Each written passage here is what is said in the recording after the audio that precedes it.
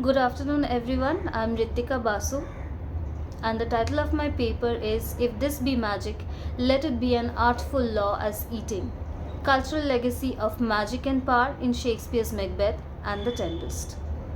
During Shakespeare's era, trade and economic status made to the highlight, but some mysterious incidents still did not acquire rational explanations. This was the obvious result of science still not being developed to chalk out reasons behind what they named supernatural and magical. But these were significantly knitted to the lives of the common men, which served their vivid imagination.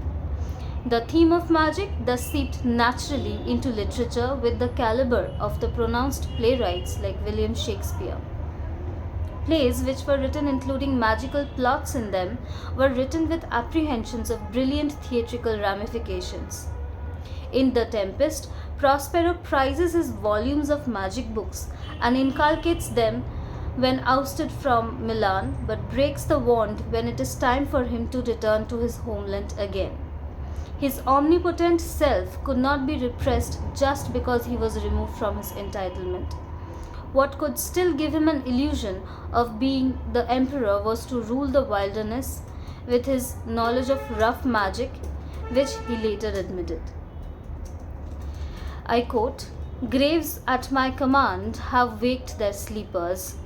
This rough magic I here abjure."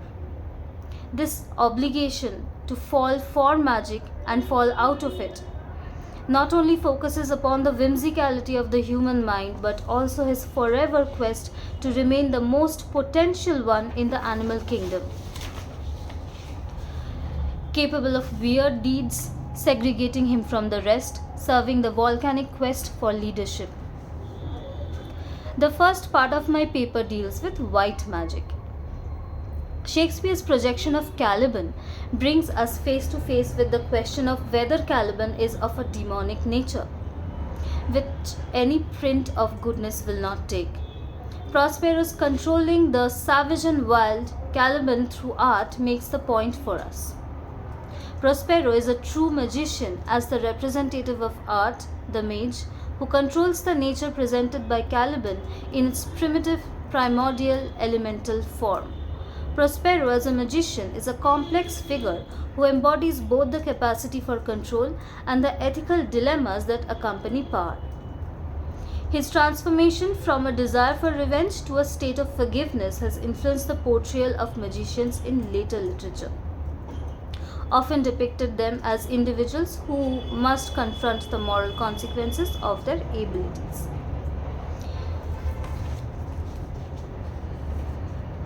Through the magical power, he gains control over man and nature. Weakness is converted into omnipotence, and Prospero brings all his enemies under absolute control.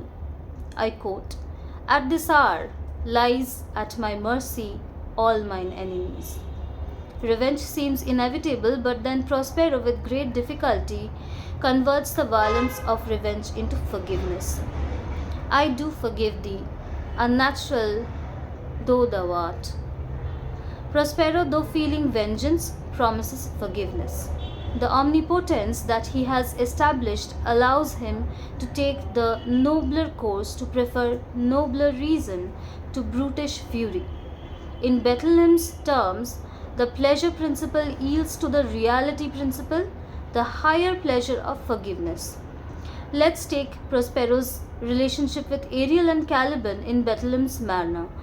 Intrapsychically, the play becomes an integration of myth, an adult fairy story with Ariel as the spirit of fantasy and Caliban as the spirit of bodily desire. Ariel is Puck on a tight rein, a wayward, moody spirit whose obedience and gratitude are compelled by threats of punishment. It is this spirit of fantasy, once released from its perverse bondage of Sycorax, that embodies Prospero in pursuit of his enemies, and it is this same spirit, so obsessively controlled, that must finally enjoy its freedom if Prospero is returned to exchanges of civilized life. The next part of my paper deals with dark magic. Dostoevsky's devils tell us, I'm nothing but an obsession. And then, I'm nothing that manifests itself as obsession.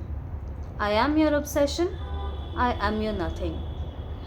This critical comment by Octavio Paz in his On Poets and Others embryonically presents the role of witness in Macbeth. A protocol has been established through this quote. One may always begin the discussion of witchcraft in Macbeth with it. The play enables us to experience the thrill and the misery of evil as few others do. Davenant elucidates that evil located in a non-human, often reflected through human characters. Janet Adelman observes that the play initially constructs maternal power as malignant and demonic, then stages as exorcism of this power in a dream of masculine control. But the dream turns out to be a nightmare. As such, orders appear finally as sterile and self-destructive. These witches are not ordinary women who have sinned, but a special class of being like monsters. James I depicted them as ungodly creatures, no better than devil. Macbeth provides chilling testimony to the existence of supernatural evil and the forbidden black arts, well conforming to popular superstition and James's view. Macbeth desires the crown before his first encounter with witches.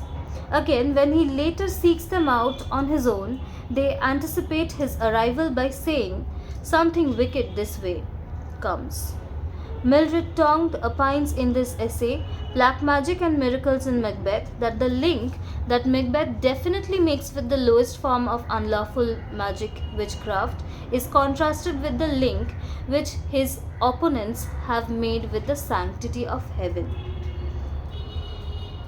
Witches are frightening because of their strong bond with criminality and supposedly ritualistic magic or the dark magic that they strongly are associated with. The most sensational staples of continental belief, from the Malleus Maleficarum on the ritual of murder and eating of infants. We hear an echo of such brutalities in the cauldron scene in Macbeth.